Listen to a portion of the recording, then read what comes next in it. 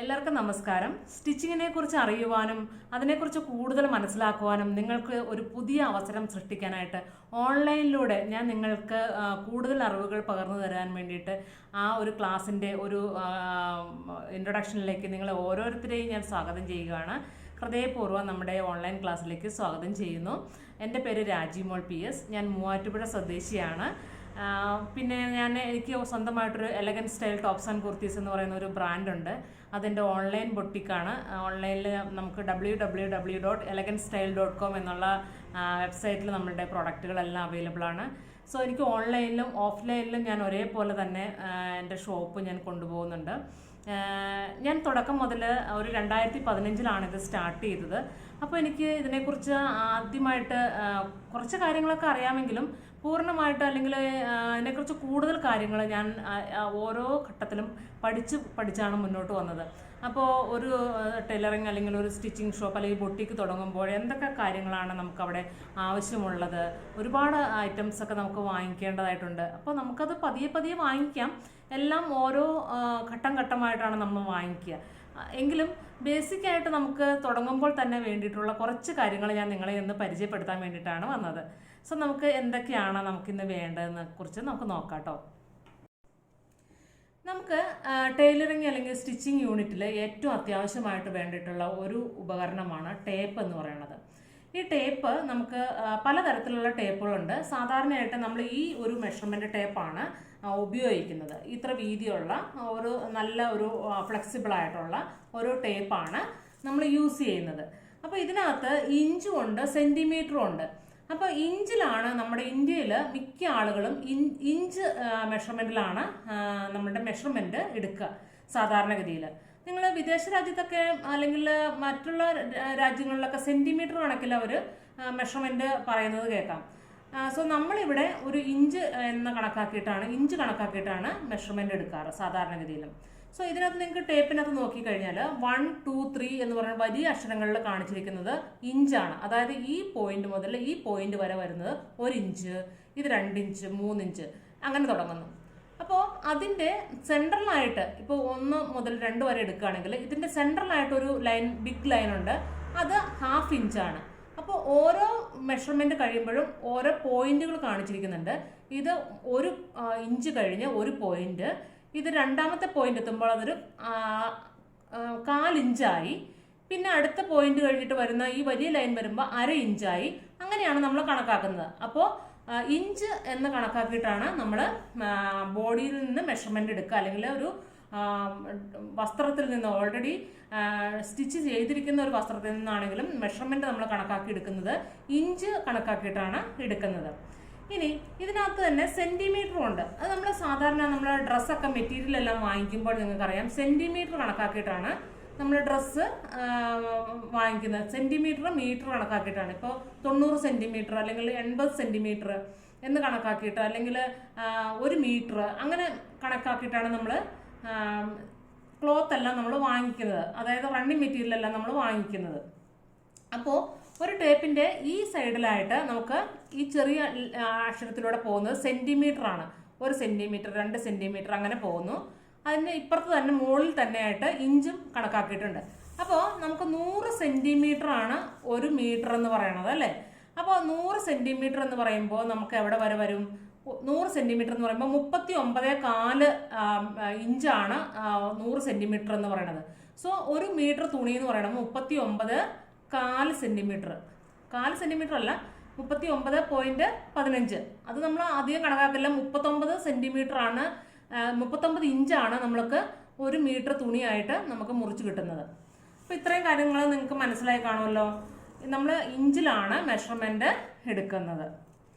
ഇനി നമുക്ക് കൂടുതൽ ഇതിന് മെഷർമെൻ്റ് എല്ലാം എടുക്കുന്ന അവസരത്തിൽ നിങ്ങൾക്ക് ഇതിനെക്കുറിച്ച് കൂടുതൽ കാര്യങ്ങൾ മനസ്സിലാക്കാനായിട്ട് സാധിക്കും. ഞാനിത് ടേപ്പ് ഒന്ന് പരിചയപ്പെടുത്തിയപ്പോൾ ഇതിൻ്റെ എങ്ങനെയാണ് മെഷർമെൻ്റ് എടുക്കുന്നത്, ഇഞ്ചിലാണ് നമ്മൾ മെഷർമെൻ്റ് എടുക്കുന്നത് എന്ന് പറഞ്ഞു വെച്ചു എന്ന് മാത്രം. സാധാരണ ചിലപ്പോൾ നമുക്ക് അറിയില്ലായിരിക്കും ചിലർക്ക് എങ്ങനെയാണ് ഇതിൻ്റെ മെഷർമെൻറ്റ് കണക്കാക്കുന്നത്, എങ്ങനെയാണ് മെഷർമെൻറ്റ് എടുക്കുന്നതെന്നൊന്നും അറിയില്ലായിരിക്കും. സോ നമ്മളൊരു ടേപ്പ് എങ്ങനെയാണ് യൂസ് ചെയ്യുന്നതെന്ന് അറിഞ്ഞാലല്ലേ നമുക്ക് മെഷർമെൻ്റ് എല്ലാം എടുക്കാൻ പറ്റുള്ളൂ. സോ അതുകൊണ്ടാണ് ഞാനത് നിങ്ങളെ പരിചയപ്പെടുത്തി തന്നത്. ഓക്കെ, ഇനി നമുക്ക് രണ്ടാമതായിട്ട് ഉപയോഗം വേണ്ടിയിട്ടുള്ള ഏറ്റവും നമ്മളുടെ ഒരു സ്റ്റിച്ചിങ് യൂണിറ്റിൻ്റെ ഏറ്റവും മർമ്മപ്രധാനമായിട്ടുള്ള ഒരു കാര്യം എന്ന് പറയുന്നത് സിസേഴ്സാണ്. സിസേഴ്സ് നമ്മൾ ശരിക്കും പറഞ്ഞാൽ കൊച്ചു കുട്ടികളെക്കാൾ കൂടുതൽ കാര്യമായിട്ട് അതിനെ കെയർ ചെയ്യണം. കാരണം എന്താണെന്ന് വെച്ചാൽ അതൊന്ന് നിലത്ത് ചാടിക്കഴിഞ്ഞാൽ പിന്നെ അത് നമുക്ക് ഉപയോഗിക്കാൻ കൊള്ളില്ലാണ്ടായി പോകും, അതിൻ്റെ അലൈൻമെൻറ്റ് നഷ്ടപ്പെട്ടു പോകും. സോ നമ്മൾ ഈ കൊച്ചു കുഞ്ഞിനെ കൈകാര്യം ചെയ്യുന്ന ഒരു കൊച്ചു കുഞ്ഞിനെ കെയർ ചെയ്യുന്നതിനേക്കാൾ കൂടുതലായിട്ട് നമ്മളുടെ ഈ സിസേഴ്സ് കെയർ ചെയ്യണം എന്നുള്ളതാണ്. ഇത് ഒരു പ്രാവശ്യം പോലും നിലത്ത് ചാടാനായിട്ട് നമ്മൾ അനുവദിക്കരുത്. പേപ്പർ കട്ട് ചെയ്യുവാനോ അല്ലെങ്കിൽ മറ്റെന്തെങ്കിലും ഹാർഡായിട്ടുള്ള കാര്യങ്ങൾ കട്ട് ചെയ്യാനോ നമ്മുടെ കട്ടിങ് ചെയ്യുന്ന ഒരു സിസർ ആർക്കും കൊടുക്കരുത്.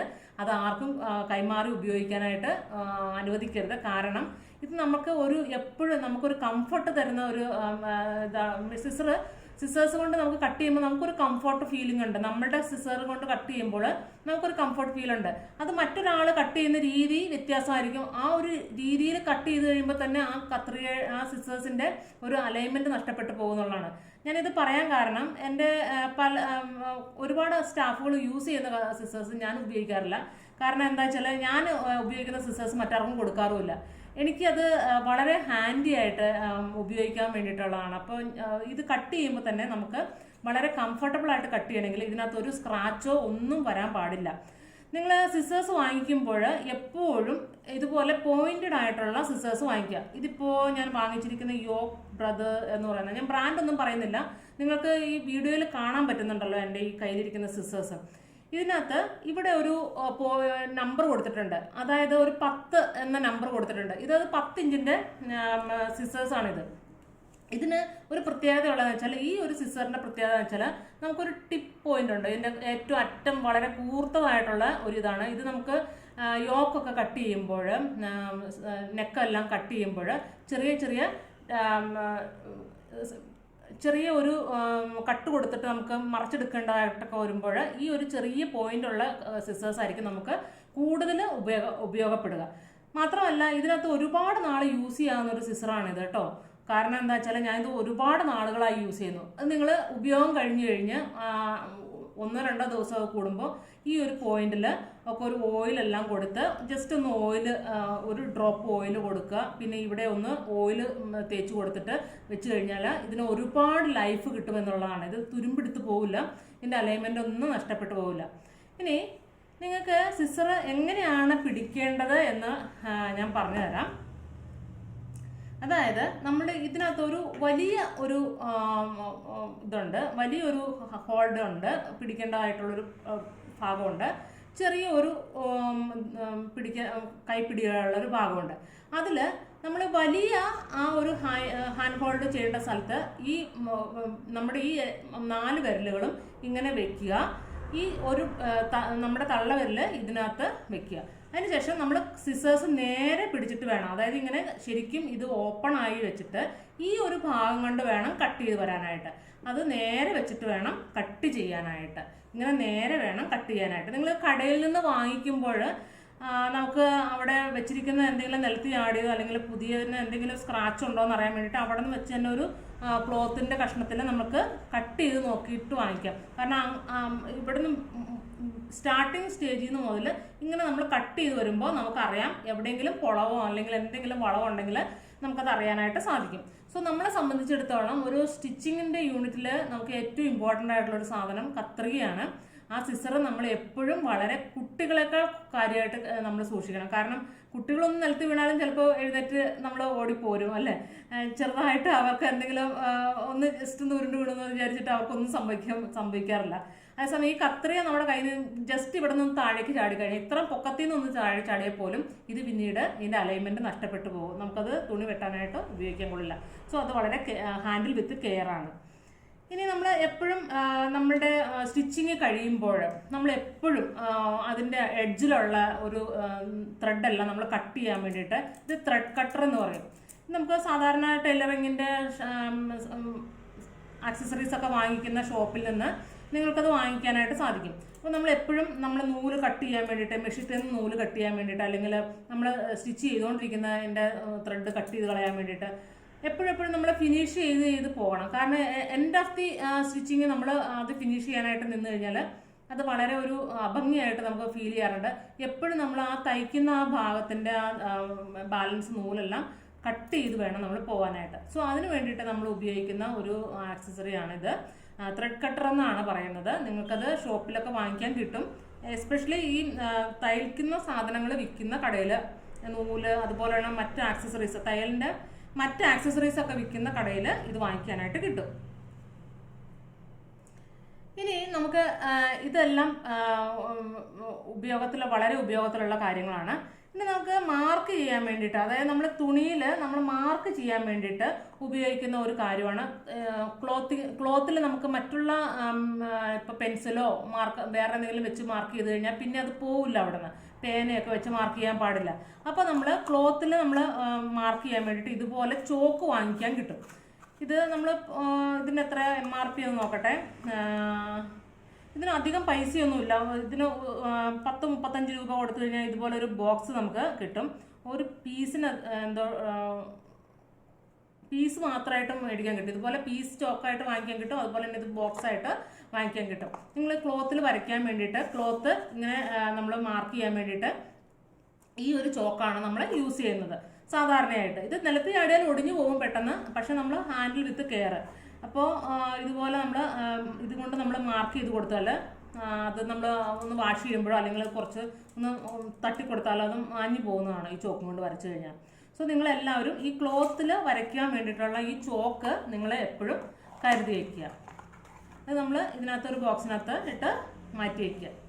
ഇനി എന്താ, അതുപോലെ തന്നെ നമുക്ക് പെൻസിലായിട്ടുള്ളതും വാങ്ങിക്കാൻ കിട്ടും കേട്ടോ. ഇതുപോലെ ഈ ടൈപ്പിലുള്ള പെൻസിലുകൾ നിങ്ങൾക്ക് വാങ്ങിക്കാൻ കിട്ടും. ഇത് നമ്മൾ ഫാബ്രിക്കിൽ വരയ്ക്കുന്ന പെൻസിലെന്ന് പ്രത്യേകം ചോദിച്ചു വാങ്ങണം. ഫാബ്രിക്കിൽ വരയ്ക്കാനുള്ള മാർക്കറെന്ന് ചോദിച്ചു വാങ്ങണം, അല്ലെങ്കിൽ ഫാബ്രിക്കിൽ വരയ്ക്കാനുള്ള പെൻസിൽ ചോക്കെന്ന് ചോദിച്ചു വാങ്ങണം. സാധാരണയായിട്ട് നമ്മൾ എംബ്രോയ്ഡറി ഒക്കെ ചെയ്യാനായിട്ട് ശ്രമിക്കുമ്പോൾ, അല്ലെങ്കിൽ എന്തെങ്കിലും ചെറിയ മാർക്കിങ് ഒക്കെ കൊടുക്കാനായിട്ട് ഉപയോഗിക്കുമ്പോൾ ഈ ഒരു പെൻസിലാണ് നമ്മൾ ഉപയോഗിക്കുക. ഇതിങ്ങനെ ഈ ത്രെഡ് പുറകോട്ട് ഇങ്ങനെ വലിച്ചു കഴിഞ്ഞാൽ ഇതിൻ്റെ ഇവിടെ നിന്ന് വിട്ടുവരും. പിന്നെ നമുക്കതിങ്ങനെ പീൽ ഓഫ് ചെയ്തെടുക്കാവുന്നതാണ്. സോ ഇത് വളരെ നല്ലൊരു പെൻസിലാണ്. നിങ്ങൾക്ക് ഇത് വേണമെങ്കിൽ യൂസ് ചെയ്യാം, അല്ലെങ്കിൽ നമ്മൾ സാധാരണയായിട്ട് ചോക്കാണ് യൂസ് ചെയ്യുന്നത്. പിന്നെ എപ്പോഴും മെഷീൻ്റെ അവിടെയൊക്കെ നമ്മൾ ഇതുപോലൊരു പെൻസിൽ വെക്കുകയാണെങ്കിൽ എപ്പോഴും ചാടി ഒടിഞ്ഞു പോകാതിരിക്കും. അപ്പോൾ അതുകൊണ്ട് നമ്മൾ ഈ പെൻസിലും യൂസ് ചെയ്യാറുണ്ട്. ഇത് നിങ്ങൾക്ക് ആക്സസറീസ്, ടൈലറിങ്ങിൻ്റെ ആക്സസറീസ് വിൽക്കുന്ന ഷോപ്പിൽ നിന്ന് തന്നെ ഇത് വാങ്ങിക്കാവുന്നതാണ് കേട്ടോ. ഇനി അടുത്തത് വേണ്ടത് നമുക്ക് സ്കെയിലുകളാണ്. പലതരത്തിലുള്ള സ്കെയിലുകളുണ്ട്. നമുക്ക് ടൈലറിങ്ങിനായിട്ട് ഉപയോഗിക്കുന്ന ഏറ്റവും പ്രധാനപ്പെട്ട ഒരു സ്കെയിൽ എന്ന് പറയുന്നത് ഇതുപോലെ നിങ്ങൾക്ക് പ്ലാസ്റ്റിക്കിൻ്റെ ഉണ്ട്, മരത്തിൻ്റെ സ്കെയിലുണ്ട്. ഇതിപ്പോൾ ഞാൻ മരത്തിൻ്റെ സ്കെയിലാണ്. മരത്തിൻ്റെ സ്കെയിലായിട്ടാണ് ഞാൻ വാങ്ങിച്ചിരിക്കുന്നത്. ഇത് പ്ലാസ്റ്റിക്കിൻ്റെ സ്കെയിലാണ്. ഇത് ഒരുപാട് നാൾ നമുക്ക് യൂസ് ചെയ്യാമെന്നുള്ളതാണ്. നിങ്ങൾക്ക് കാണാൻ സാധിക്കുന്നുണ്ടല്ലോ, ഇതിനകത്ത് മെഷർമെൻറ്റ് നല്ല രീതിയിൽ എല്ലാം തെളിഞ്ഞ് നല്ല രീതിയിൽ കൊടുത്തിട്ടുണ്ട്. ഈ ഒരു പ്ലാസ്റ്റിക്കിൻ്റെ സ്കെയിലിനാണെങ്കിൽ കട്ടിയുണ്ട്. അതായത് നമുക്ക് ക്ലോത്തിലൊക്കെ ഇങ്ങനെ വെച്ചിട്ട് പൊക്കി എടുക്കാനായിട്ട് എളുപ്പമുണ്ട്. അതേസമയം ഒരു സ്റ്റീലിൻ്റെ സ്കെയിലുണ്ട്, നിങ്ങൾ കണ്ടിട്ടുണ്ടാവും, വലിയ സ്റ്റീലിൻ്റെ സ്കെയിൽ. അത് എനിക്കുണ്ട്. ഞാനത് ഒരിക്കലും ഉപയോഗിക്കാറില്ല. കാരണം അത് ക്രേപ്പിൻ്റെ മെറ്റീരിയലോ അല്ലെങ്കിൽ മറ്റെന്തെങ്കിലും ചെറിയ മെറ്റീരിയലൊക്കെ വെച്ചിട്ട് അത് പൊക്കി എടുക്കുക എന്ന് പറയുന്നത് വളരെ ശ്രമകരമായിട്ടുള്ളൊരു കാര്യമാണ്. സോ അതുകൊണ്ട് ഞാനത് യൂസ് ചെയ്യാറില്ല. ഇത് പ്ലാസ്റ്റിക്കിൻ്റെ സ്കെയിൽ നിങ്ങൾക്ക് വാങ്ങിക്കാൻ കിട്ടും. അത് വാങ്ങിച്ച് ഉപയോഗിക്കുക. നമുക്ക് സ്ലിറ്റിൻ്റെ അവിടെയൊക്കെ നമുക്ക് മാർക്ക് ചെയ്യാനും അതുപോലെ തന്നെ സ്ട്രൈറ്റ് ആയിട്ടുള്ള മാർക്കിങ്ങിനൊക്കെ നമുക്ക് ഈ വലിയ സ്കെയിലാണ് നമ്മൾ കുർത്തിക്കൊക്കെ ഉപയോഗിക്കുന്നത് കേട്ടോ. പിന്നെ ബ്ലൗസിനാണെങ്കിൽ സാധാരണഗതിയിൽ നമ്മൾ ഈ വലിയ സ്കെയിൽ ഉപയോഗിക്കാറില്ല. ചെറിയ സ്കെയിലുണ്ട് ഇതിൻ്റെ. ആ ചെറിയ സ്കെയിലാണ് ബ്ലൗസൊക്കെ കട്ട് ചെയ്യുന്ന നേരത്തെ ഉപയോഗിക്കുക. ഇത് കുർത്തീസൊക്കെ സ്റ്റിച്ച് ചെയ്യുമ്പോഴാണ് നമ്മളിത്, ബോട്ടം കുർത്തീസൊക്കെ സ്റ്റിച്ച് ചെയ്യാൻ വേണ്ടിയിട്ടാണ് നമ്മളിത് സാധാരണയായിട്ട് യൂസ് ചെയ്യുന്നത്. ഇനി നമ്മൾ വളരെയധികം ഒരു ഉപയോഗമുള്ളൊരു കാര്യമാണ് ഫ്രഞ്ച് കർവ് എന്ന് പറയും. ഫ്രഞ്ച് കർവ് അല്ലെങ്കിൽ ആംഹോൾ കർവ് എന്ന് പറയുന്ന ഈ ഒരു സ്കെയില്. ഇത് നിങ്ങൾക്ക് ടൈലറിങ്ങിൻ്റെ ആക്സസറീസ് ഒക്കെ വിൽക്കുന്ന ഷോപ്പിൽ തന്നെ വാങ്ങിക്കാൻ കിട്ടും. ഇത് വളരെ ഒരു ഉപകാരമുള്ളൊരു കാര്യമാണ്. നിങ്ങൾക്ക് പിന്നീട് മുന്നോട്ട് ഓരോന്നും പഠിച്ചു വരുമ്പോൾ നിങ്ങൾക്ക് മനസ്സിലാക്കാൻ സാധിക്കും. ഇതുകൊണ്ട് നമുക്ക് ഒരുപാട് ഉപയോഗമുണ്ട്. പിന്നെ ഫ്രീ ഹാൻഡായിട്ട് ഡ്രോ ചെയ്യാൻ അറിയാവുന്നവർക്ക് ഇതൊന്നും ആവശ്യമില്ല കേട്ടോ. അല്ലാതെ നമ്മൾ ബിഗിനേഴ്സ് ആയിട്ടുള്ള ആളുകളൊക്കെ ഇത് തന്നെ യൂസ് ചെയ്തിട്ടാണ് ചെയ്യുക. അപ്പോൾ ഇത് ഒരെണ്ണം വാങ്ങിച്ചു വെക്കുക. നിങ്ങൾ ടൈലറിങ് യൂണിറ്റ് അല്ലെങ്കിൽ വീട്ടിൽ നിന്ന് സ്റ്റാർട്ട് ചെയ്യുന്ന ആഗ്രഹിക്കുന്ന ആളുകളാണെങ്കിൽ ഒരു ഫ്രഞ്ച് കർവ്, ഇത് ആംഹോളൊക്കെ നമുക്ക് ആംഹോൾ കർവ്, അതുപോലെ നെക്ക് ഒക്കെ നമുക്ക് ആ കർവ് എടുക്കാൻ വേണ്ടിയിട്ട് ഉപയോഗിക്കുന്ന ഒരു ആക്സസറിയാണ്. സോ ഇത് ഫ്രഞ്ച് കർവ് എന്ന് പറയുന്ന ഈ ഒരു ആക്സസറി നമുക്ക് വളരെയധികം ഉപയോഗമുള്ളൊരു കാര്യമാണ്.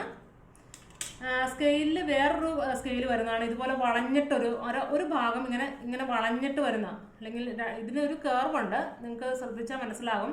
ഒരു കേർവ്, ഇങ്ങനെ ഒരു കേർവ്, ചെറുതായിട്ടൊരു കേർവ് വന്നിട്ടുള്ള ഈ സ്കെയിൽ എന്തിനാണ് യൂസ് ചെയ്യുന്നത് വെച്ചാൽ, നമുക്ക് ഇപ്പോൾ ബോട്ടം എല്ലാം കട്ട് ചെയ്യാൻ നേരത്ത്, ഇപ്പോൾ പെൻസിൽ ബോട്ടം ഒക്കെ കട്ട് ചെയ്യുമ്പോൾ നമുക്ക് ഇതാണ് നമ്മൾ യൂസ് ചെയ്യുന്നത്. ആ പെൻസിൽ ബോട്ടം കട്ട് ചെയ്യാനായിട്ട് ഇതിങ്ങനെ വെച്ചിട്ട് നമ്മൾ ചെരിച്ച് വരയ്ക്കേണ്ട സ്ഥലത്ത് ഇതാണ് നമ്മൾ സാധാരണയായിട്ട് യൂസ് ചെയ്യുന്നത്. അതുപോലെ തന്നെ ഏലൈൻ കുർത്തിയൊക്കെ കട്ട് ചെയ്യാൻ നേരത്ത് നമ്മൾ ഈ ഒരു സ്കെയില് യൂസ് ചെയ്യാറുണ്ട്. ഇത് വളരെ ഒരു ഉപയോഗമുള്ളൊരു സ്കെയിലാണ്. നിങ്ങൾ ബോട്ടോ കട്ട് ചെയ്യാൻ വേണ്ടിയിട്ട് ഇത് ആവശ്യമായിട്ട് വരും. സോ ഇത് നിങ്ങൾ വാങ്ങിച്ച് വയ്ക്കുക. ഇതൊക്കെ വളരെ ഇമ്പോർട്ടൻ്റ് ആയിട്ടുള്ളൊരു കാര്യമാണ്. പിന്നെ വേണ്ടത് നമുക്ക് നൂലുകളാണ്. നൂലുകൾ പലതരത്തിലുള്ള നൂലുകൾ നമുക്കിപ്പോൾ മാർക്കറ്റിൽ അവൈലബിൾ ആണ്. അത് നമുക്ക് ഞാനിപ്പോൾ സാധാരണയായിട്ട് യൂസ് ചെയ്യുന്നത് വർദ്ധമാൻ എന്ന് പറയുന്ന ബ്രാൻഡിൻ്റെ നൂലാണ്. കാരണം അതെന്താ വെച്ചാൽ നമുക്ക് ഗ്യാരണ്ടിയോടുകൂടി വാങ്ങിക്കാൻ സാധിക്കും. അത് വലിച്ചു കഴിഞ്ഞാൽ അത് പെട്ടെന്ന് പൊട്ടിപ്പോവില്ല. മെഷീനിൽ നമ്മൾ കോർത്ത് കഴിയുമ്പോൾ, പവർ മെഷീനിലൊക്കെ ആകുമ്പോൾ നമ്മൾ കോർത്ത് കഴിയുമ്പോൾ പെട്ടെന്ന് അത് പൊട്ടിപ്പോവില്ല. സോ അതുകൊണ്ട് വർദ്ധമാൻ്റെ നൂലുകളാണ് ഞാൻ കൂടുതലായിട്ടും വാങ്ങിക്കുന്നത്. ഇങ്ങനെ ഒരു ബോക്സിനകത്താക്കി വെക്കാം. അതല്ല എന്നുണ്ടെങ്കിൽ നിങ്ങൾക്ക് ത്രെഡ് ഇട്ട് വെക്കുന്ന ഒരു ത്രെഡ് ഹോൾഡ് ചെയ്ത് വെക്കുന്ന ഒരു ഹാങ്ങിങ് ത്രെഡ് ഹോൾഡർ ഉണ്ട്. അത് നിങ്ങൾക്ക് ഓൺലൈനായിട്ടൊക്കെ വാങ്ങിക്കാൻ കിട്ടും, ഷോപ്പുകളിലും കിട്ടും. അത് വാങ്ങിച്ച് നമുക്ക് സ്റ്റാൻഡായിട്ട് യൂസ് ചെയ്യുകയോ അല്ലെങ്കിൽ ഭിത്തിയിൽ ഇങ്ങനെ ഹോൾഡ് ചെയ്ത് വെക്കുന്ന തരത്തിൽ യൂസ് ചെയ്യുകയോ ചെയ്യാവുന്നതാണ്. സോ നിങ്ങൾ ഈ ഇത്രയും കാര്യങ്ങളൊക്കെയാണ്. പിന്നെ അതുപോലെ തന്നെ വളരെ ഇമ്പോർട്ടൻ്റ് ആയിട്ടുള്ള ഒരു കാര്യമാണ് ഈ ഒരു ചെറിയൊരു ആക്സസറി എന്ന് പറയുന്നത്. വളരെ ഇമ്പോർട്ടൻ്റ് ആയിട്ടുള്ളൊരു കാര്യമാണ്. നമുക്ക് എന്താ വെച്ചാൽ ഇതിൻ്റെ ഒരു ടിപ്പിൽ കണ്ടോ, ഒരു റെഡ് കളറിലൊരു ഇത് കൊടുത്തിരിക്കുന്നത്. അത് നമുക്ക് ഡ്രസ്സിൽ പിടിക്കാതിരിക്കാൻ വേണ്ടിയിട്ടുള്ളൊരു ഭാഗമാണ്. ഇതുകൊണ്ട് എനിക്ക് പല ഉപയോഗങ്ങളാണുള്ളത്. കാരണം എന്ന് വെച്ചാൽ ഇത് നമ്മൾ നമ്മളുടെ ത്രെഡ് റിമൂവ് ചെയ്യാൻ വേണ്ടിയിട്ട്, ഇതിനെ പറയുന്ന പേരെന്താണെന്ന് വെച്ചാൽ, ഞാനിതിൻ്റെ ത്രെഡ് റിമൂവർ എന്നൊക്കെയാണ് പറയാറ്. ഇതിന് സീം റിപ്പർ എന്ന് പേര് പറയുന്നുണ്ട്. സീം റിപ്പർ എന്ന് ചോദിച്ചാൽ നിങ്ങൾക്ക് കിട്ടും. അല്ലെങ്കിൽ ത്രെഡ് റിമൂവർ എന്ന് പറഞ്ഞാലും നിങ്ങൾക്ക് കടയിൽ നിന്ന് ഇത് വാങ്ങിക്കാനായിട്ട് കിട്ടും. ഇതിനൊരു ക്യാപ്പുണ്ട്, ക്യാപ്പൊക്കെ പോയി. ഇതിൻ്റെ ഈ അഗ്രഭാഗത്തിൻ്റെ ഈ ഒരു സെൻറ്ററിലെ മിഡിൽ പോയിന്റിൽ വരുമ്പോൾ അവിടെ ഒരു മൂർച്ചയുള്ള ഭാഗമുണ്ട്. അതുകൊണ്ട് നമുക്ക് ഇങ്ങനെ ത്രെഡ് കട്ട് ചെയ്ത് ഒരു സ്റ്റിച്ചിൻ്റെ ഉള്ളിലൂടെ അത് കടത്തി ഈ അഗ്രഭാഗം കടത്തിയിട്ട് കട്ട് ചെയ്തെടുക്കാനായിട്ട് സാധിക്കും. സോ അതുകൊണ്ട് പെട്ടെന്ന് തന്നെ നമുക്ക് സ്റ്റിച്ച് റിമൂവ് ചെയ്തെടുക്കാനായിട്ട് സാധിക്കും. ഇത് നിങ്ങൾക്ക് വളരെയധികം ഉപയോഗമുള്ളൊരു ടൂളാണ്. പിന്നെ ഇത് വേറെ ഒരു ഉപയോഗം എന്താണെന്ന് വെച്ചാൽ, നമ്മൾ ബട്ടൺ ഹോളൊക്കെ നമ്മൾ തന്നെ സ്റ്റിച്ച് ചെയ്യുന്ന ഇതിന് ബട്ടൺ ഹോളൊക്കെ കട്ട് ചെയ്യാൻ വേണ്ടിയിട്ട് ഞാനത് ഉപയോഗിക്കാറുണ്ട്. സോ ഇതുകൊണ്ട് പല ഉപയോഗങ്ങളാണ്. സോ ഇതുപോലെ ഒരു ആക്സസറി നിങ്ങൾ വാങ്ങി വയ്ക്കുക. സോ ഇത്രയും കാര്യങ്ങളൊക്കെയാണ് ബേസിക് ആയിട്ട് നമുക്ക് വേണ്ടത്. മെഷീൻ കാര്യങ്ങളെക്കുറിച്ച് നമുക്ക് പുതിയൊരു വീഡിയോയിലൂടെ നമുക്ക് പരിചയപ്പെടുത്താം. എന്നെ കേട്ടുകൊണ്ടിരുന്ന എല്ലാവർക്കും നന്ദി. നിങ്ങൾക്ക് പുതിയതായിട്ട് നമ്മുടെ ക്ലാസ്സിൽ ജോയിൻ ചെയ്യാൻ താല്പര്യമുണ്ടെങ്കിൽ നമ്മുടെ വാട്സപ്പ് ഗ്രൂപ്പിൽ നമ്മൾ കോഴ്സുകളെല്ലാം നടത്തുന്നുണ്ട്. സോ നിങ്ങൾക്ക് താല്പര്യമുള്ളവർക്ക് ജോയിൻ ചെയ്യാം. ഒരു സ്കില്ല് നമ്മൾ പഠിച്ചു വെക്കുക എന്ന് പറയുന്നത് വളരെ ഉപയോഗമുള്ളതാണ്. നിങ്ങൾക്കറിയാം, ഇപ്പോൾ ഒരു സ്റ്റിച്ചിങ്ങിലൊക്കെ നിങ്ങൾക്ക് പോയി കഴിയുമ്പോൾ ചിലപ്പോൾ നിങ്ങൾക്ക് ഇഷ്ടപ്പെട്ട പോലെ സ്റ്റിച്ച് ചെയ്ത് കിട്ടില്ലായിരിക്കും. അല്ലെങ്കിൽ ഇപ്പോൾ വിദേശത്തൊക്കെ താമസിക്കുന്ന ആളുകൾക്ക് അറിയാൻ സാധിക്കും, ഒരുപാട് അവർക്ക് വസ്ത്രങ്ങളൊക്കെ ഭയങ്കര സ്റ്റിച്ചിങ് ചാർജ് മാത്രമല്ല, അവർക്ക് നല്ല രീതിയിൽ സ്റ്റിച്ച് ചെയ്ത് കിട്ടുന്ന ഒരു സെൻറ്റർ കണ്ടുപിടിക്കാൻ തന്നെ ബുദ്ധിമുട്ടാണ്. സോ നിങ്ങൾക്കിത് വീട്ടിലിരുന്നു കൊണ്ട് തന്നെ നിങ്ങൾക്ക് ഈ സ്കില്ല് ആക്സസ് ചെയ്യാവുന്നതാണ്. അതിന് വേണ്ടിയിട്ടാണ് ഞാൻ ഈ കോഴ്സ് നിങ്ങൾക്ക് വേണ്ടിയിട്ട് തുടങ്ങിയിരിക്കുന്നത്. നിങ്ങൾക്ക് താല്പര്യമുള്ളവർക്ക് നമ്മുടെ വീഡിയോയുടെ താഴെ വാട്സപ്പ് ലിങ്ക് ഉണ്ട്. അതിനകത്ത് നിങ്ങളുടെ ആഗ്രഹം അറിയിച്ചു കഴിഞ്ഞാൽ തീർച്ചയായിട്ടും നമ്മുടെ കോഴ്സിനകത്തോട്ട് ജോയിൻ ചെയ്യാവുന്നതാണ്. സോ എന്നെ കേട്ടുകൊണ്ടിരുന്ന എല്ലാവർക്കും നന്ദി. നമുക്കൊരു പുതിയ തുടക്കമാവട്ടെ. എല്ലാവർക്കും നന്ദി, നമസ്കാരം.